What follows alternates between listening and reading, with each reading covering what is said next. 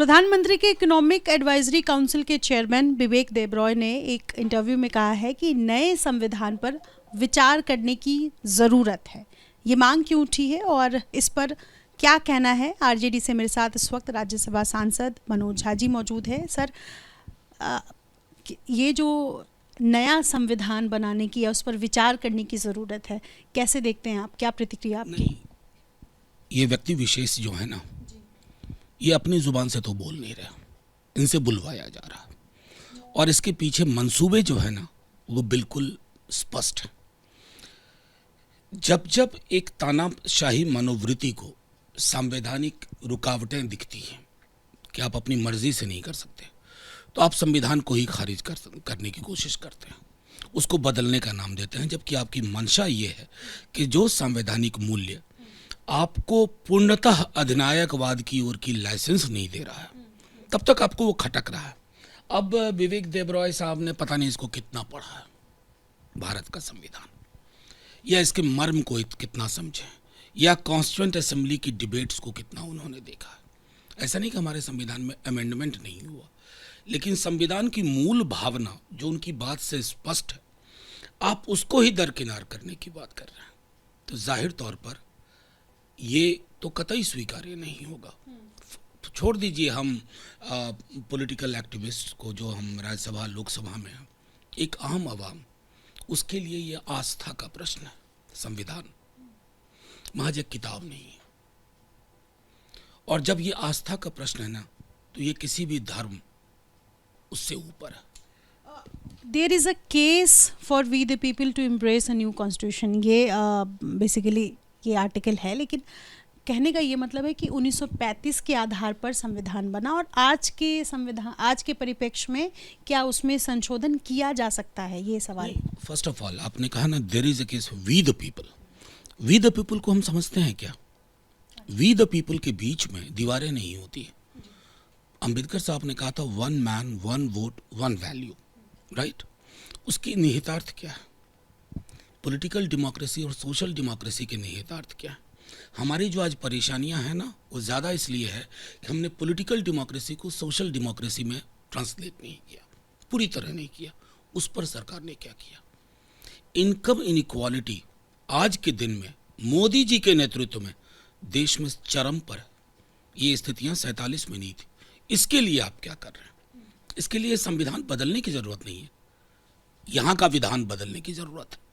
यहाँ का विधान आप बदल नहीं पा रहे हैं तो संविधान बदलने की बात कर रहे हैं। अमेंडमेंट होते हैं, मैं मानता हूँ, आपको जब कभी ज़रूरत होती है कि एक अमेंडमेंट करना है, कई अमेंडमेंट्स के हम गवाह रहे हैं, लेकिन अमेंडमेंट करना और पूरे संविधान को ये कह करके कि बहुत पुराना हो गया, साहब ये बहुत नया है, ये हमारे लिए नायाब चीज़ है, इसको आप हाथ से छीनने की कोशिश कर रहे हैं।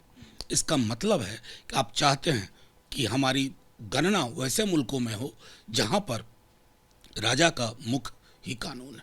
आपको लगता है कि इतिहास बदलने की, अब तक तो पन्ने पलटे जाते थे, अब नया इतिहास लिखने की तैयारी में? देखिए, इतिहास तो आजकल टेलीविज़न एंकर भी लिखने लगे हैं। मैं सुन रहा था बीते 48 घंटों में एक टेलीविज़न एंकर को, जिनका अपना करिकुलम वाइटे बड़ा कलरफुल है, वो इतिहास बदलने की बात कर रहे थे। कई दफ़ा मैं सुनता हूँ सदन में बीजेपी के मित्रों को इतिहास की ऐसी व्याख्या करते हैं, तो मुझे लगता है कि क्या इनके पास इतनी फुर्सत नहीं है कि हफ्ता में एक दिन, सप्ताह में बैठ करके इतिहास पढ़ें, थोड़ा समझें। गांधी को समझना है ना, तो गांधी के लिखे को भी समझो, गांधी पर लिखे को समझो। नेहरू का समझना है तो नेहरू के लिखे को पढ़ो, नेहरू पर लिखे को पढ़ो। बाबा साहब को समझना है तो बाबा साहब के लिखे को पढ़ो, समझो। माला डाल देने से साल के एक दिन विचार आत्मसात नहीं होते हैं, विचार बदलिए।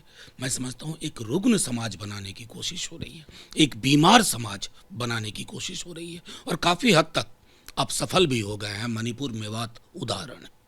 विवेक देबरॉय जैसे क्या और भी लोग हैं जो सलाहकार हैं या जो इस तरीके से मांग कर सकते हैं आने वाले दिनों में, और उसके बाद एक कहा जाएगा कि हर जगह से मांग उठने लगी है? देखिए, कमाल के लोग हैं ये। मैं आपको उदाहरण के लिए बताऊं कि ये इनका तौर तरीका है कि ठहरे हुए पानी में थोड़ा कंकर डालो, कंकर अगर लहर आपके अनुरूप पैदा कर रही है तो और भी कंकर डलवाओ, किसी फलाने रिटायर्ड साहब से, किसी ब्यूरोक्रेट से, किसी नॉन डिस्क्रिप्ट एकेडमिशियन से वो कंकड़ डलवाओ और फिर कहो अरे ये तो मांग उठ रही है।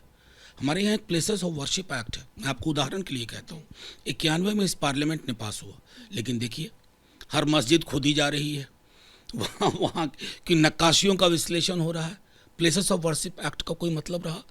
ये इस तरह के लोग हैं, इसलिए ये सामूहिक चिंता का विषय है। अटल जी ने भी एक बार संशोधन को लेकर के बात कही थी, तो ये मांग पहली बार नहीं उठा। कमेटी भी संभवतः बनी थी अगर मुझे स्मरण है, लेकिन ठंडे बस्ते में डाल दिया, क्योंकि हम अटल जी और आडवाणी जी की राजनीति से ही हमने अपनी राजनीति शुरू की, उनकी राजनीति से विरोध करके। लेकिन मैं इतना कहूँ कि अटल जी के अंदर फिर भी एक डेमोक्रेटिक, जिसको कहते हैं, वो नेहरूवियन मोल्ड में थे। तो अभी का जो निज़ाम है इसके तो इतिहास से कोई मतलब नहीं है। इनके लिए व्हाट्सएप पे जो फॉरवर्ड आता है सुबह सुबह, वो सच हो इनका बस चलिए मिजोरम में बम गिरवा देते हैं। किससे भाई? तो राजेश पायलट जी ने बम गिराया या फलाना ने गिरवाया। बाद में पता चला कि अरे साहब ये तो झूठे हो, तब कमीशन भी नहीं हुए थे। लेकिन क्या हुआ? आपने माहौल बिगाड़ करके रख दिया। अगर देश में इस तरह की राजनीति को एफर्मेटिव नॉड मिलने लगे एक छोटे समुदाय द्वारा, छोटे समूह द्वारा, भी देश के लिए अच्छा नहीं है। मैं बता रहा हूँ, हम अंधे कुएं में प्रवेश कर चुके हैं और रोशनी है कि दिख नहीं रही है।